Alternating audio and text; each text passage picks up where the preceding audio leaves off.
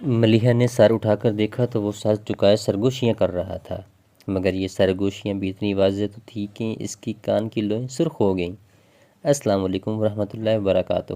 میں ہوں وجدان مصطفیٰ اور آپ دیکھ رہے ہیں میرا یوٹیوب چینل وجدان مصطفیٰ آفیشیل۔ چلتے ہیں ہم اپنی اگلی ویڈیو ناول عشق آتش کی جانب۔ مجھے اس کی بات ماننی ہی نہیں چاہیے تھی، اب اسے اپنی غلطی کا احساس ہو رہا تھا۔ اس نے سوچا اٹھ کر بھاگ جائے، مگر وجدان سامنے ہی کھڑا تھا۔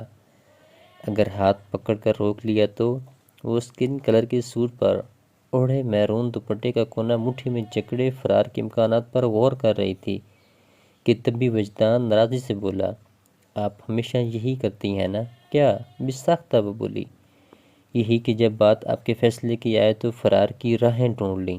یہ کیا کہہ رہا ہے؟ اس نے گھبرا کر سوچا۔ میں جو بھی کہہ رہا ہوں ٹھیک کہہ رہا ہوں۔ وہ جیسے ملیحہ کی سوچ کو سن رہا تھا۔ آپ فیصلہ کرنے سے ڈرتی ہیں، فیصلہ تو پھر بھی بڑی چیز ہے، آپ کو تو رائے کا اظہار بھی مشکل لگتا ہے۔ میری کوئی رائے ہو تو اظہار بھی کروں، وہ نوٹھے پن سے دل میں بولی، اور یہ تو ناممکن ہے کہ آپ کی کوئی رائے ہی نہ ہو۔ ملیحہ نے چونک کر اسے دیکھا۔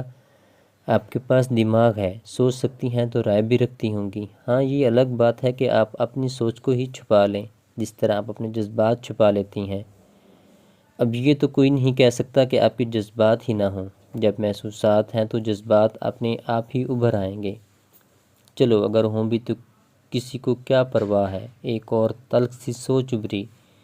کسی اور کو نہ صحیح، آپ کو تو اپنے جذبات کی پرواہ کرنی چاہیے۔ وہ رزان سے سمجھا رہا تھا، جذبات ہی تو روح کا عکس ہوتے ہیں، اور انسان کی شناخت محض وجود سے نہیں کی جا سکتی۔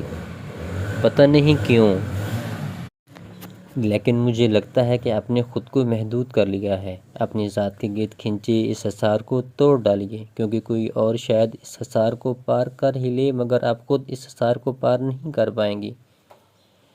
ملیحہ کو اپنے سامنے کھڑے شخص سے خوف آنے لگا تھا۔ شاعر نے کہا تھا، میرا بھی چہرہ پڑھ، میرے بھی حالات بتا۔ ملیحہ نے تو ایسی کوئی فرمائش نہیں کی تھی، مگر وجدان اتنی فرصت سے اسے پڑھ رہا تھا جیسے خاص طور پر اسی کام سے آیا ہو۔ وہ گھبرا کر کھڑی ہو گئی۔ یہ میرے بارے میں اتنا کچھ کیسے جانتا ہے؟ کیا میرے چہرے پر لکھا ہے؟ سوچتے ہوئے غیر محسوس انداز میں ملیحہ نے اپنے چہرے کو چھوا۔ وجدان سے اس کی یہ حرکت بھی چھپی نہیں رہ سکی۔ وہ مسکراتا ہوا بولا، آپ کا چہرہ آپ کا دوست ہے، یہ آپ کے بارے میں کسی کو نہیں بتاتا۔ اسے خاموش دیکھ کر وہ کہنے لگا، پوچھیں گی نہیں کہ مجھے آپ کے بارے میں یہ سب کس نے بتایا ہے؟ وہ اب بھی خاموش رہی تو وجدان نے جھک کر اس کی آنکھوں میں دیکھا۔ آپ کی آنکھوں نے، آپ جتنا چپ رہتی ہیں یہ اتنا ہی بولتی ہیں، بس سننے والا ہونا چاہیے۔ ملیحہ نے فوراً ہی پلکیں گرا لیں تو وہ اس کی گھبراہٹ کو محسوس کر کے بات بدل گیا۔ آپ نے مجھے لائبریری میں ہر طرف تلاش کیا، اگر بالکونی میں دیکھ لیتی تو آپ کی تلاش ختم ہو جاتی۔ ملیحہ کو یاد آیا کہ لائبریری میں بالکونی بھی تھی، اور اس دن اس نے وجدان کی تلاش میں ہر طرف دیکھا تھا، لیکن بالکونی کی طرف اس کا دھیان ہی نہیں گیا تھا۔ آپ کتاب پڑھا کرتی، اور میں آپ کو ایک بات کہوں، میں نے آپ سے پہلے کبھی کسی کو نہیں پڑھا، اور آپ کو تو لگتا ہے حفظ کر لیا ہے، مگر کیا آپ کو پتہ ہے کہ آپ کی آنکھوں سے آپ کی روح تک سیدھا راستہ ہے؟ آپ کی اٹھتی گرتی پلکوں کو دیکھتے ہوئے میں وہ راستہ کھو جایا ہوں۔ اب آپ چاہیں کچھ بھی کر لیں، مگر مجھے خود تک پہنچنے سے نہیں روک پائیں گی۔ وہ چیلنج نہیں کر رہا تھا، مگر ملیحہ کو اتنا ہی برا لگا۔ اتنا سب کہنے کے باوجود آپ مجھے سمجھا نہیں سکے کہ آخر میں آپ سے شادی کیوں کروں؟ نہیں، وہ کہنے لگا، پوچھنا ہے تو یہ پوچھیں کہ میں آپ سے شادی کیوں کروں گا؟ وہ ملیحہ کی آنکھوں میں جھانکتا 2 قدم آگے آ گیا۔ اس کی سیاہ مقناطیسی آنکھوں کی کشش نے ملیحہ کو گم سم سا کر دیا تھا۔ کیوں؟ وہ اتنی ہلکی آواز میں بولی کہ وجدان نے شاید سنی بھی نہ ہوگی، کیونکہ جب سے میں نے آپ کو حفظ کیا ہے خود کو بھول گیا ہوں۔ جب وہ جان گئی تھی کہ اس کے لہجے میں تسخیر کر لینے کی طاقت ہے تو یہ کیوں نہ مانے کہ وہ اسے تسخیر کرنے آیا تھا۔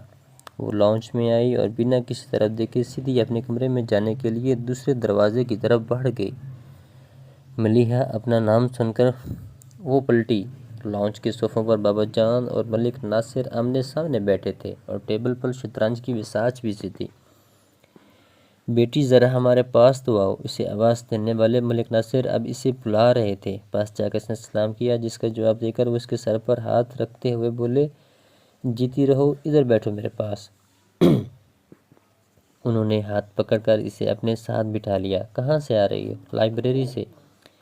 پر اتنی گمسم سی کیوں ہو؟ نہیں انکل، آپ کو یوں ہی لگ رہا ہے، اس نے تردید کرنا چاہی۔ یوں ہی تو نہیں، کچھ الجھی ہوئی تو ہو۔ بیٹی ہم نے سوچا تھا کہ نور الہدیٰ آ جائے گا تو ہماری گڑیا بھی ہنسنا بولنا سیکھ جائے گی، پر لگتا ہے ابھی تک بھائی سے دوستی نہیں ہوئی۔ ابھی نور الہدیٰ کو آئے بس 2 دن ہی تو ہوئے ہیں، اتنی جلدی کیا دوستی ہوگی؟ اس کی طرف سے بابا جان بولے، یہ بات بھی صحیح ہے۔ وہ ہنسے تھے۔ ملک انکل میں جاؤں؟ موقع دیکھتے ہی اس نے پوچھا۔ انہوں نے فوراً اجازت دے دی۔ ہاں بیٹی جاؤ۔